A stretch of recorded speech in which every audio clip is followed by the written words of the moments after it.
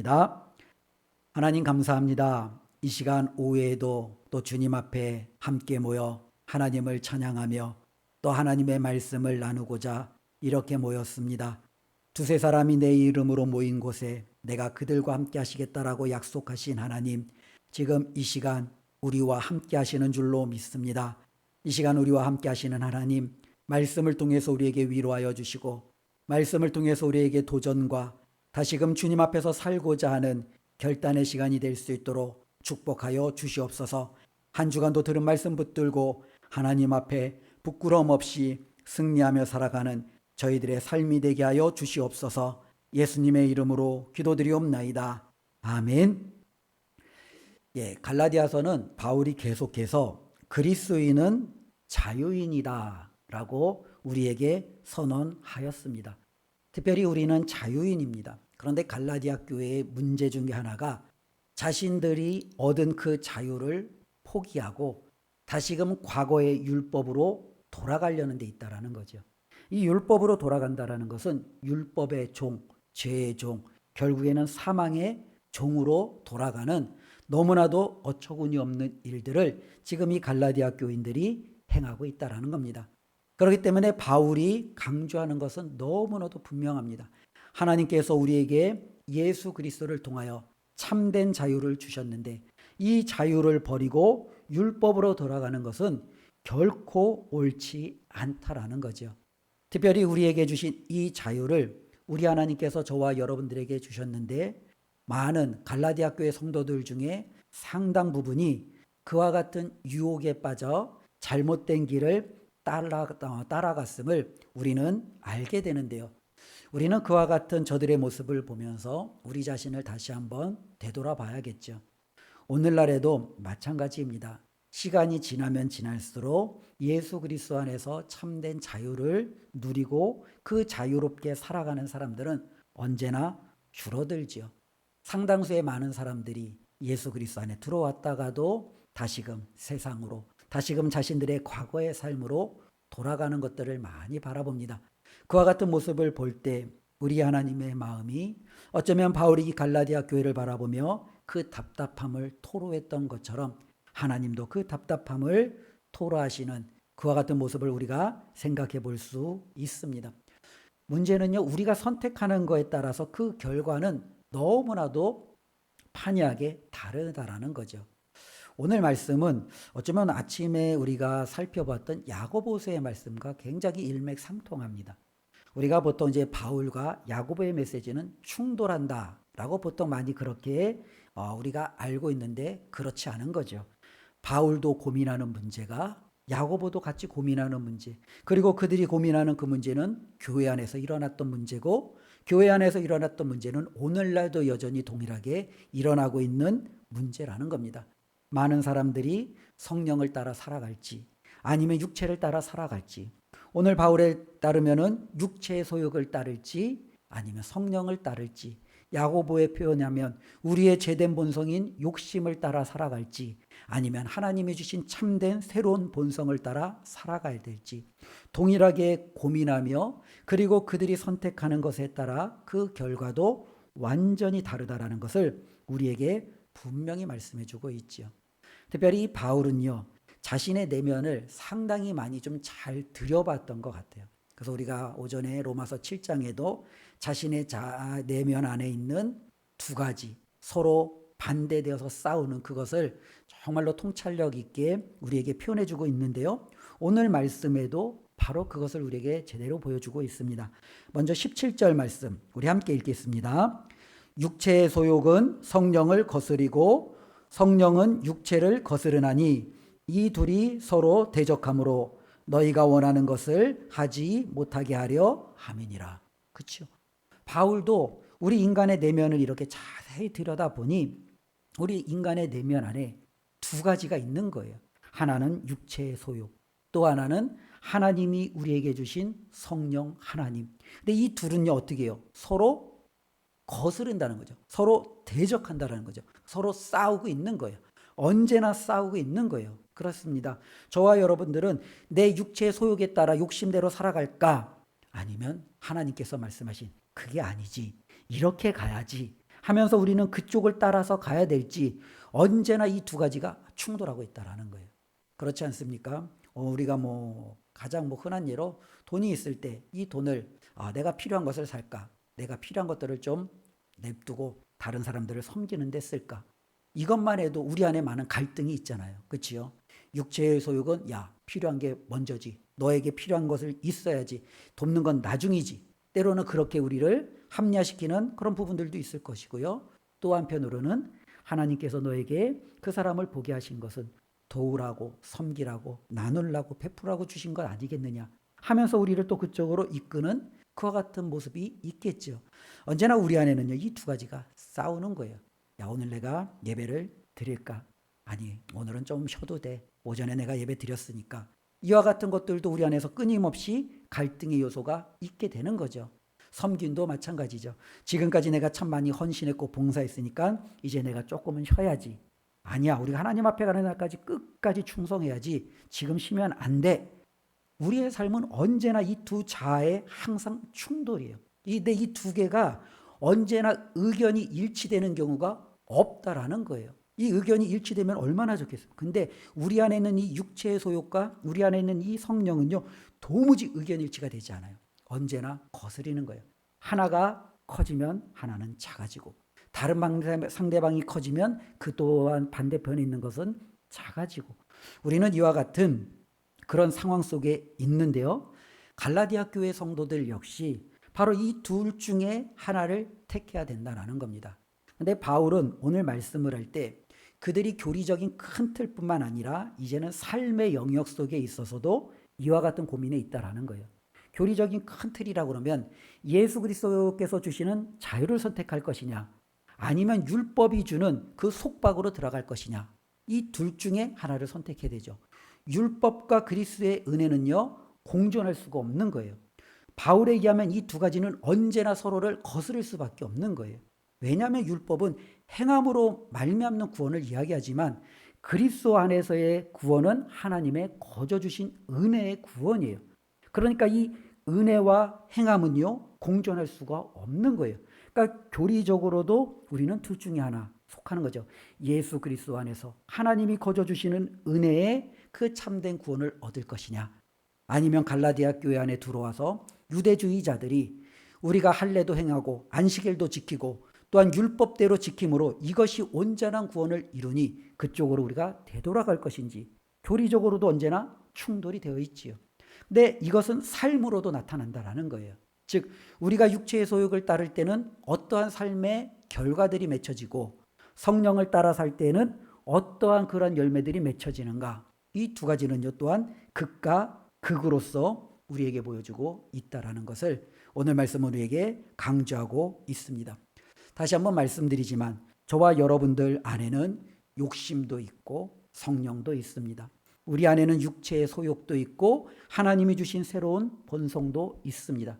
그래서 많은 사람들이 인간을 들여다볼 때 예전에 우리 도덕, 때로는 윤리, 철학 그런 부분들에서 인간은 선하냐, 악하냐 많이 들어보셨잖아요. 그렇죠? 그래서 인간은 본래 선하다를 주장하는 사람들은 성선설, 인간은 본래 악하다라고 주장하는 사람들은 성악설. 성경은 그러면 인간의 성선설을 주장합니까? 성악설을 주장합니까? 성경은요, 우리 인간이 본래부터 악하다라고 주장을 하고 있죠. 왜냐하면 하나님께서 특별히 세상을 창조하시고 그들 가운데 죄가 드러난 이후로 모든 사람은 죄된 본성을 가지고 태어나요. 그래서 하나님께서 노아 때에 그 모든 인류를 지면에서 쓸어버리려고 작정하실 때에 그들이 나면서부터 악함을 하나님이 아세요. 그래서 하나님이 노아를 통해서 새롭게 다시금 하나님의 구원 계획을 이루시려고 합니다. 즉 인간은 나면서부터 우리는 악한 이 본성을 가지고 태어나고 있다라는 겁니다. 그것이 바로 우리 자신이 증명해주고 있잖아요. 우리 안에 있는 욕심, 우리 안에 있는 죄된 본성, 우리 안에 있는 17절에 의하면 육체의 소욕, 이것이 동일하게 있다라는 거예요. 근데 이 두 가지는요, 저와 여러분들을 끊임없이 서로 상충될 뿐만 아니라 결과도 반대로 끌어가는 거죠.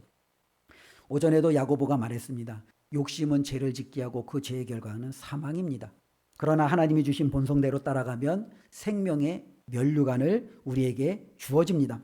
오늘 지금 말씀도 동일하게 우리에게 증거해주고 있습니다. 육체에 따라가면 우리 오늘 말씀 보면은요, 21절 마지막에 보면 하나님의 나라를 유업으로 받지 못한다라는 거죠. 그러나 성령에 의해 따라가면 하나님의 나라를 유업으로 우리는 이음받겠죠. 이와 같은 극과 극의 그와 같은 삶이 우리 가운데 있다라는 겁니다. 우리가 이것을 바라보면서 하나님 앞에 무엇을 선택하고 따라야 될지 결단하는 이 오후 시간이 되시기를 주님의 이름으로 부탁을 드립니다. 특별히 그러면은 생각을 해보죠. 그래, 내 안에 두 가지가 있다면 무엇이 우위에 있는지 어떻게 알 수 있어요? 라고 우리가 질문해 볼 수 있잖아요. 그때 바울은 이야기합니다. 너희들의 삶에 나타나는 그 다양한 열매, 행동들을 보면 안다는 거예요. 저 사람을 딱 보았을 때 저 사람이 어떠한 사람으로 드러나느냐, 어떠한 행동을 하느냐, 어떠한 열매를 맺느냐, 그거에 따라서 저 사람에게 있는 것이 육체의 소욕을 따르고 있는 건지, 저 사람은 성령을 따라 살아가고 있는지 극명하게 우리에게 보여지고 있다는 거예요. 그래서 이제 성경을 보면은 저는 이제 이런 생각을 듭니다. 저 사람이 구원을 받았는지 안 받았는지 어떻게 압니까? 저는 구원을 받았을까요? 구원받지 않았을까요? 만약 제가 여기 우리 성도님들한테 질문하면 성도님들은 뭐라고 대답하시겠습니까? 목사님 구원 받으셨겠죠. 뭐 그렇게 이야기하실 수 있겠죠. 근데 궁극적으로 이야기하면 제가 구원을 받았는지 안 받았는지는 하나님 외에는 아무도 알지 못해요. 그렇죠? 저의 구원에 대해서 그 누가 판단할 수 있겠습니까? 저의 구원은 하나님만이 판단하실 수 있어요. 그런데 성경에 보면은 우리가 그 상대방이 하나님 앞에 구원을 받고 택함을 받지 않았을까? 우리에게 보여주는 두 가지의 단서가 있어요.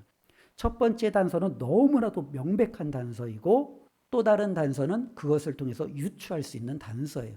첫 번째 단서는 뭐냐면 저 사람이 입술로 예수 그리스도를 주로 시인하면, 고백하면 우리는 그 사람은 구원받았다라는 성경의 명확한 증언을 통해서 저 사람의 구원을 우리가 의심할 그 어떠한 토대도 두지 않아야 되죠.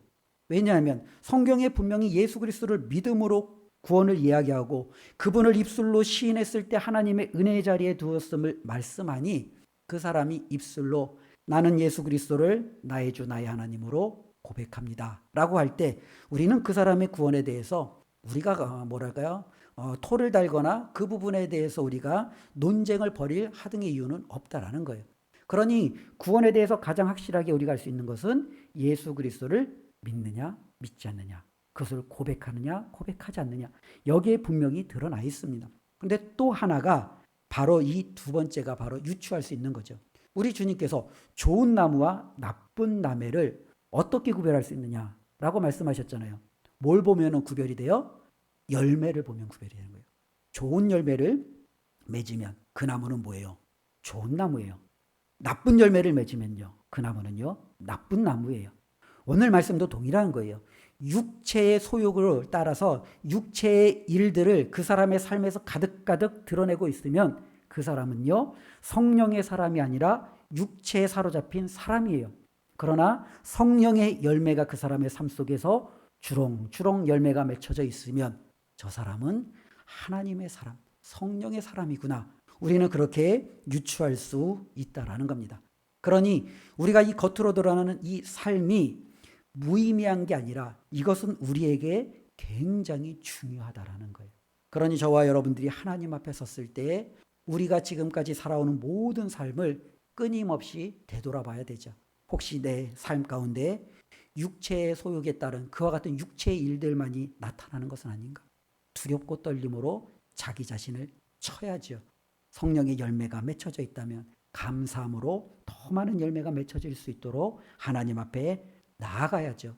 이것이 바로 그리스도인들이 이 땅에서 살아내야 될 삶의 모습입니다. 오늘 본문 말씀에 보면 19절에 보면 19절부터 육체의 일이 무엇인지를 우리에게 가르쳐주고 있습니다. 특별히 19절 보면 육체의 일은 분명하니, 그러니까 어떠한 그 사람이 행동하는 것을 딱 봤을 때 이게 뭐지? 아리송하지 않아요. 육체의 일은 너무나도 분명하다는 거예요. 명백하다는 거예요. 저건 잘못된 거야. 분명히 알 수 있어요.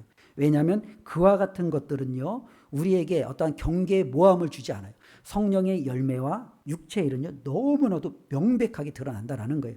그래서 오늘 본문에 보면은 19절부터 육체의 일들을 15가지를 무려 나열하고 있어요.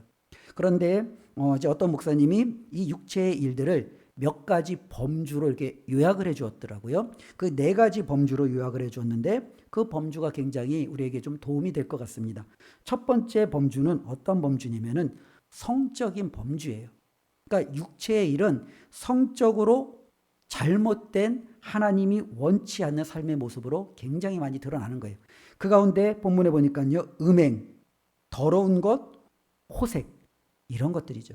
즉 육체의 일은 이 음행과 더러운 것과 호색과 같은 성적인 어떤 게 난잡함이 드러난다라는 거예요. 세상을 보면은요, 이런 일들이 정말 많아요. 우리가 예전에 제가 젊은이들이 좋아하는 이제 많은 이제 아이돌 가수들이 있잖아요. 근데 이제 아이돌 가수들 중에서 제가 좋아하는 그룹이 있었고 제가 정말로 싫어하는 그룹이 하나가 있었어요. 근데 아마 아시려나 모르는데 좋아하는 그룹은 지금은 이제 뭐 군대 문제 그것 때문에 활동을 하진 않는데 하나는 방탄소년단. 다 아시죠? 예. 또 하나는 제가 싫어하는 반대편은요, 블랙핑크. 예, 이 블랙핑크였어요. 근데 왜 제가 이 기준을 두었냐면은 이 방탄소년단은 남자 아이돌 그룹에서 한류 스타의 전 세계 탑이었어요. 블랙핑크는요, 한류 스타에서 여자 아이돌 그룹에서 전 세계 거의 탑이에요. 그래서 지금도 이 블랙핑크는요, 온 세상에서 수많은 젊은이들이 얼마나 열광하며 그들의 콘서트와 그들의 뮤직비디오와 그들의 노래를 부르는지 모릅니다. 이 영향력이 어마어마해요. 그런데 제가 이 블랙핑크를 별로 좋아하지 않았던 이유는 이 블랙핑크의 노래의 음을 듣고 있으면 신이 나요, 흥이 나요, 괜찮아요. 그런데 가사를 들어보면 이 블랙핑크의 가사는 거의 성적인 가사예요. 그래서 성적인 어떤 잘못된 그런 것들을 심어주는 노래가 굉장히 아이들에게 커요. 그래서 이 블랙핑크의 어떻게 보면은 노래를 이렇게 가사들을 이렇게 들어보면은 좀 이런 거를 노래를 가사를 만들 수 있을까 싶을 정도로 너무너무 저에게 마음을 좀 이렇게 힘들게 했던 그런 면들이 있어서 저는 블랙핑크를 그렇게 별로 좋아하진 않았습니다. 근데 BTS 노래를 들어보면은 저건 좀 맞지 않죠. 젊은 애들하고 맞으니까요. 근데도 이 BTS 이제 방탄소년단이 괜찮은 것은 이 BTS의 노래들 보면요, 가사들이요 나쁘지가 않아요. 굉장히 괜찮아요. 근데 이와 같은 기사들이요, 저기 예전에 외신으로도 많이 떴었어요. 혹시 읽으셨는지 모르겠지만 이 BTS가 떴을 때 미국에서 부모님들이 이 BTS를 엄청나게 좋아했대요. 그리고 그것에 대해서 그들이 뭐 라디오든 뭐든 여러 가지 방송국에 끊임없이 요청을 했대요. 왜냐하면 모든 그룹들이 모든 가수들이 블랙핑크처럼 성적인 난잡함을 주제로 그렇게 노래를 하는데 이 BTS는 그렇지 않다라는 거예요. 자신들이 들어봐도 괜찮다라는 거예요. 건전하다라는 거예요. 그러니까 이런 노래를 우리 자녀들이 들으면 그 부모들도 안심이 된다라는 거예요. 그래서 이것이 굉장히 이 BTS의 영향력으로 많은 부모들에게도, 특별히 미국의 수많은 부모들에게도 선한 영향을 끼쳤다라는 그 기사를 외신을 통해서 이제 본 적이 있는데요. 어쩌면 이와 같은 육체의 일은 그와 같다라는 거예요. 성적인 어떤 난잡함과 번잡함으로 말미암아 분명히 드러나는 거예요. 세상도 보세요. 교회 안에는 그래도 괜찮아요. 그러나 교회에서 조금만 벗어나서 우리 젊은이들이 모여 있고 때로는 동호회들이 모여 있고 수많은 사람들이 함께 모이는 곳을 가보세요. 얼마나 때로는 입에도 담지 못하는 많은 모임들이 좋지 않은 모임이 있습니까? 뭐 얘기하면 뭐 등산 모임, 골프 모임, 동창회 모임 이런 얘기들을 들어보면은 많은 사람들이 참 그곳에서 좋은 것보다는 좋지 않은 이런 성적인 문란함들을 끊임없이 영향을 주고받는 그와 같은 성향들을 우리가 보죠. 이런 것들은 뭐예요? 성적인 범주예요. 두 번째로는요, 어떤 범주로 잡았냐면 이방 문화가 가지고 있는 종교적인 죄라는 거예요. 그래서 이 종교적인 죄는 20절에 보면 우상숭배와 주술 이거죠. 우상숭배와 주술. 이방에 있었던 사람들은 하나님을 모르니 하나님이 아닌 다른 신을 섬기고 또 그 신을 섬기기 위해서 그들은 끊임없는 종교적인 여러 가지 주술과 술수와 술법들 그런 것들을 가지고 그들의 어떠한 종교적인 것들을 표현하는 이와 같은 죄들이 두 번째 범주라는 거죠. 세 번째 범주가 뭐냐면, 세 번째 범주가 제일 많은데, 이거는 바로 우리가 사람들과 살아가면서 관계를 맺잖아요. 이 관계에서 나타나는 죄라는 거예요. 이 관계에서 맺는 죄들이 계속 있는 거죠. 20절 우리 그 원수 맺는 것부터 제가 읽어보겠습니다. 원수 맺는 것, 관계죠. 분쟁, 시기, 분냄, 당짓는 것, 분열함, 이단. 이 이단도 쪼개지는 거예요. 그러니까 이것은 혼자 하는 게 아니에요. 그렇죠? 이 모든 죄들은요, 당사자가 있는 거예요. 관계가 되어야 되는 거예요. 그리고 21절에 투기까지. 그렇죠? 이 모든 것들은 관계 속에서 나타난다는 거죠. 그러니까 어쩌면은 우리가 살아가면서 원수를 맺고 분쟁하고 시기하고 분내고 파당짓고 분열하고 깨트리고 누군가에 대해서 끊임없이 내가 투기하는 이러한 모든 것들은 결코 성령이 주는 열매는 아니라는 거예요. 이건 육체의 일이 뭐라고요? 오늘 말씀 19절에 보니까 분명하다라는 거예요. 명백해요. 아, 이거는 아니야. 의로운 분쟁이야. 의로운 시기야. 아니에요. 이 모든 것들은 육체의 일로서 우리가 관계 속에서 나타나는 분명한 하나님이 원치 않는 일이다라는 것을 우리가 알 수 있죠. 네 번째가 뭐냐면, 이 부분은요, 이방인의 이제 문화 속에서 갈라디아 교회가 보편적으로 이제 이방인들이 주축이 된 교회잖아요. 근데 이 이방인들이 주로 이제 하나님을 알지 못했을 때 그들이 보통 지내왔던 그런 어떤 모습이에요. 근데 이들의 이 모습은 우상숭배와 주술, 즉 다른 신을 섬기면서 자연스럽게 파생되어졌던 문화인데요. 그게 바로 뭐냐면 술 취함과 방탕함이에요. 술 취함과 방탕함. 우리가 보면 이제 고대 이제 그 지중해 문화권을 보면 그 애굽에서부터 뭐 팔레스타인, 지금의 이스라엘, 또 터키, 또 그리스, 로마 이렇게 쭉 그때를 보면은요, 이때 당시에 참 많은 신전들이 있잖아요. 그렇죠? 제우스 신전, 뭐 아폴로 신전, 뭐 아프로디테 신전, 뭐 여러 가지 많은 신전들이 있어요. 근데 이 신전 문화가 뭐냐면 바로 자신들이 섬기는 신에게 제사를 지내고 그 다음에 술 취하고 그 다음에 음란을 행하는, 이것이 당연히 한 세트처럼 되어져 있는 거예요. 그러니 이들 가운데 실질적으로 나타나는 이와 같은 행위들을 다시금 드러낸다라는 것은 육체의 일이 분명하다라고 분명히 말씀하고 있고요. 21절 아까 전에 말씀 읽은 것처럼 마지막에 보면 이런 일을 하는 자들은 하나님의 나라를 유업으로 받지 못할 것이요. 야고보서의 말씀에 의하면 이 욕심에 따라 죄를 낳는 자는 그 결국이 사망이다 라고 말할 수 있죠. 바로 이 육체의 일은요, 분명히 이렇게 나타난다라는 거예요. 그런데 반면에 성령에 따라서 살아가는 것이 있잖아요. 우리 안에 두 본성이 있다고 그랬잖아요. 하나는 육체의 소욕, 또 하나는 성령. 근데 이 성령에 따라가는 것은 우리가 아는 대로 성령의 9가지 열매, 22절, 23절. 이 성령의 9가지 열매 하나씩 보면은 뭐 우리가 잘 아는 거예요. 22절 보면은요, 오직 성령의 열매는 사랑과 희락, 기쁨, 그렇죠? 화평, 오래 참음, 자비. 이 양선은요, 선함이에요. 그러니까 그리스도에 있는 선함의 열매를 우리 예수님께서도 너희의 착한 행실로 하나님 앞에 영광을 올려드려라 하신 것처럼 선함이요, 충성, 온유, 절제라는 거죠. 그러니까 성경에 따라가는 사람들은 이 같은 열매가 맺혀지는데 23절에 보면은요, 이 맺혀지는 열매를 금지할 수 있는 게 없어요. 그러니까 성령 안에서 살아가는 사람들은 이것이 어떻게 해요? 자연스럽게 맺혀지는 열매라는 거예요. 우리가 이 부분을 보면은 조금 이렇게 생각하면 좋을 것 같습니다. 우리 예수님께서도 저와 여러분들에게 말씀하신 것처럼 나는 포도나무요 너희는 가지니 너희가 내 안에 내가 너희 안에 있으면 그 안에 참된 열매가 맺혀질 것을 말씀하셨어요. 특별히 바울도 젖붙임에 대해서 말씀했잖아요. 원가지가 있는데 이스라엘이 곁가지들이 잘못을 하니 하나님이 그 곁가지를 잘라내고 이방의 다른 가지를 이 원가지 예수 그리스도의 은혜 가운데 젖붙였어요. 그러면 어떤 일이 일어납니까? 당연히 원가지에서 나타나는 새로운 열매가 맺혀지는 거예요. 내가 어떠한 노력을 해서 하는 게 아니라 이것은 자연스러운 발생이라는 거예요. 열매라는 것은 그와 같다라는 거예요. 내가 사랑의 열매, 희락의 열매, 오래 참음의 열매, 충성, 오주, 절제 열매, 무슨 수를 써도 맺어야지 이게 아니라 예수 그리스도 안에서 성령에 따라 살아가는 사람에게는 뒤돌아보니 나도 모르게 예수님이 원하시는 그와 같은 열매가 저절로 맺혔다는 거예요. 이게 정말로 놀라운 거죠.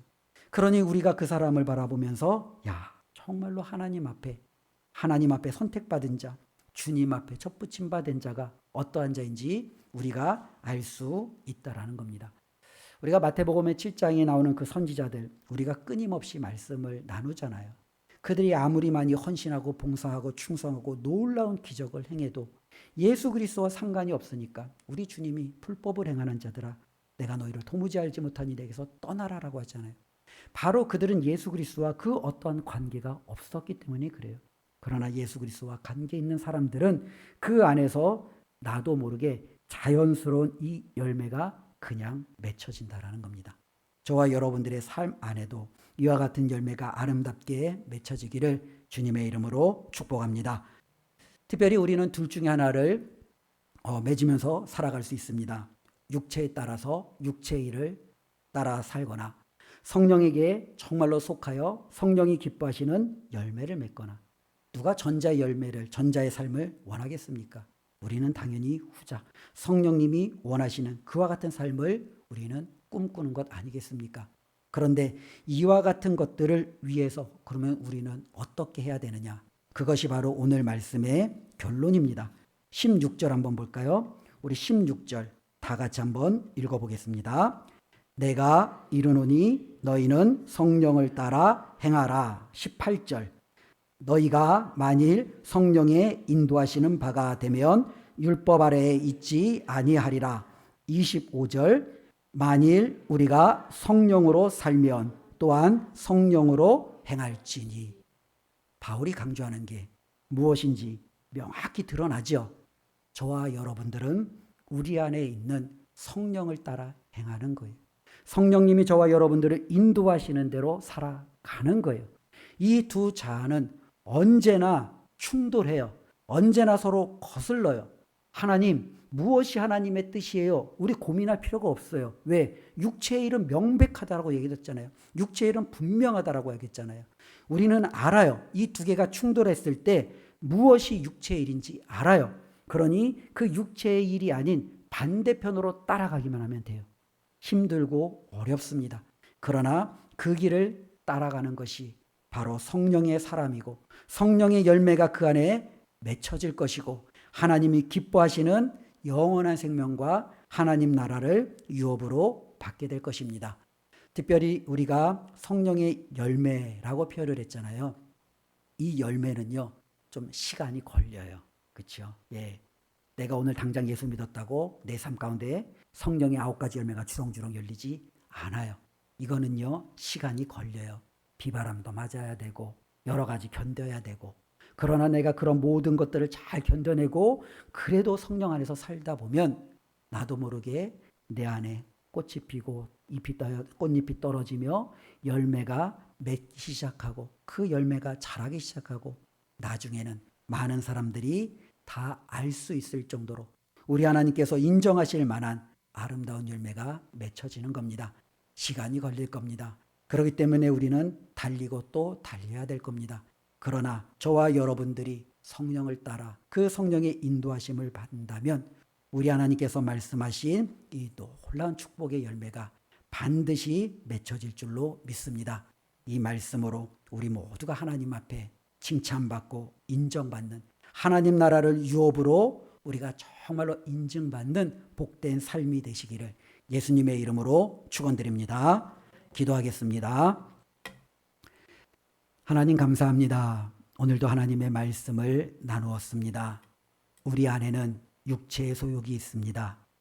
또한 성령 하나님이 계십니다. 이 둘이 날마다 싸웁니다.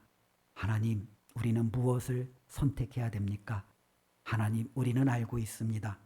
그럼에도 하나님 과감하게 우리가 육체의 소욕을 거스르고 성령을 따라 행하는 것을 주저할 때가 너무나도 많이 있습니다. 하나님 용서하여 주시고 이제는 다시 한번 내 안에서 역사하시는 성령님의 음성에 민감하게 반응하게 하여 주시옵소서. 성령을 따라 행하게 하여 주시옵소서. 성령의 인도하심을 받게 하여 주시옵소서. 그 결과가 성령의 열매요 하나님의 나라가 나의 나라가 됨을 깨닫고 그것을 위해서 열심히 매진하는 우리 모두가 되도록 주여 도와 주시옵소서. 예수님의 이름으로 기도드리옵나이다. 아멘.